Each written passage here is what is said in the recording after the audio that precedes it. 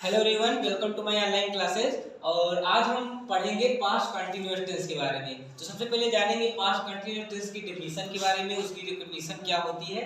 तो उसकी जो रिकॉग्निशन होती है ये होती है कि इस काल के वाक्यों के अंत में रहा था, रही थी, रहे थे आदि शब्द आते हैं और कार्य का भूतकाल में पास्ट टेंस में जारी रहना पाया जाता है। जैसा कि हम लोग इससे पहले प्रेजेंट कंटीन्यूअस टेंस में पढ़ चुके थे कि कार्य का कोई भी कंटीन्यूअस टेंस होता है तो उसमें उसका जारी रहना पाया जाता है। तो देखिए, सबसे पहले हम इनके अफर्मेटिव चार्ट्स को पढ़ेंगे, फिर नेगेटिव को, फिर इंट्रोगेटिव को पढ़ेंगे। तो अफर्मेटिव में क्या होता है, आई, ही, सी, इट या कोई नेम होगा या कोई सिंगुलर नाउन होती है तो इन सभी के साथ में याद रखिएगा आई, यहाँ पर आई के साथ भी जो है वाज का यूज करते हैं। तो इन सभी के साथ वाज प्लस मेन वर्ब की आईएनजी फॉर्म जिसे प्रेजेंट पार्टिसिपल फॉर्म कहते हैं उनका यूज करने के बाद में ऑब्जेक्ट का यूज कर देते हैं। जैसे वह आम खा रहा था तो वह के लिए ही का यूज होता है, मस्कुलाइन जेंडर के लिए वह के लिए ही का यूज करते हैं, जबकि फेमिनाइन जेंडर के लिए सी का यूज करते हैं। जैसे हो जाएगा वह आम खा रहा था तो हो जाएगा ही वाज, उसके बाद क्या हो जाएगा मेन वर्ब की एनजी फॉर्म खाने के लिए ईटिंग का यूज हो जाएगा, ईटिंग, और क्या खा रहा था मैंगो तो हो जाएगा he was eating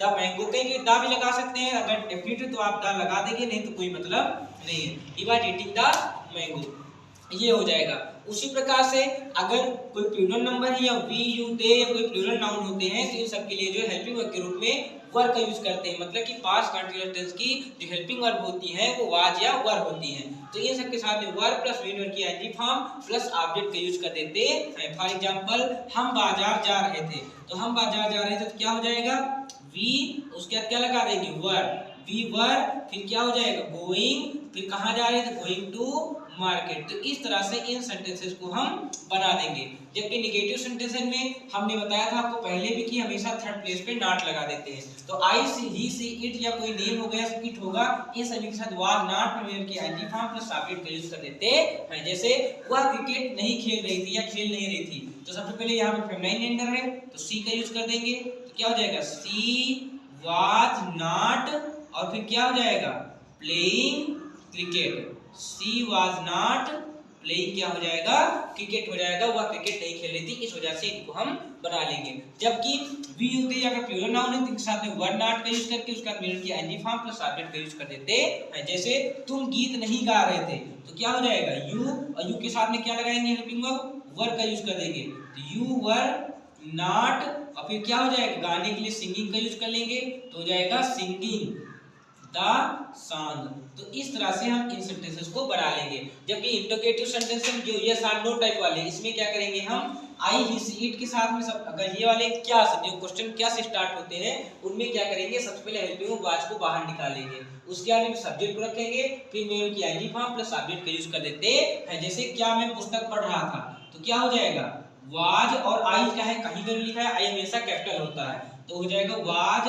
I reading the book, क्या मैं पुस्तक पढ़ रहा था। मतलब हेल्पिंग वर्ब को बाहर निकाल लेंगे बस वो तुरंत हमारा इंट्रोगेटिव बन जाता है। जबकि इनमें क्या होगा हेल्पिंग वर्ब को बाहर निकालेंगे बाकी सारी चीजों को अंदर कर देते हैं। तो क्या हो जाएगा वर दे, और फिर क्या हो जाएगा स्नान कर रहे थे तो स्नान करने के लिए होती है हमारी बैदिंग, वर दे बैदिंग। बस हो गया आपका, इतना हो गया इनमें के लिए। अब अगर मान लीजिए कि यस और नो टाइप या डब्ल्यूएस टाइप सेंटेंसेस दिए जाएं जिनका उच्चारण जिनका जो उत्तर जो है आंसर जो है हम यस और नो में ना दे पाए तो उनके लिए जो है निम्न फार्मूला यूज कर लेते हैं और उसकी तरफ बना लेते हैं। इसका जो रूल होता है वो ये होता है, सबसे पहले क्या लिखेंगे हम डब्ल्यूएच वर्ड राइट कर देते हैं, फिर उसके बाद में हेल्पिंग वर्ब क्या लगाएंगे अकॉर्डिंग टू सब्जेक्ट वाज या वर लगा देते हैं, और उसके बाद में क्या होगा सब्जेक्ट प्लस अगर नॉट दिया जाएगा तो नॉट लगाएंगे अदरवाइज नहीं लगाएंगे। फिर क्या हो जाएगा मेन वर्ब की आईएनजी फॉर्म और उसके बाद में ऑब्जेक्ट राइट कर देते हैं। जैसे फॉर एग्जांपल बंदर क्यों नाच रहे थे, बंदर क्यों नाच रहे थे।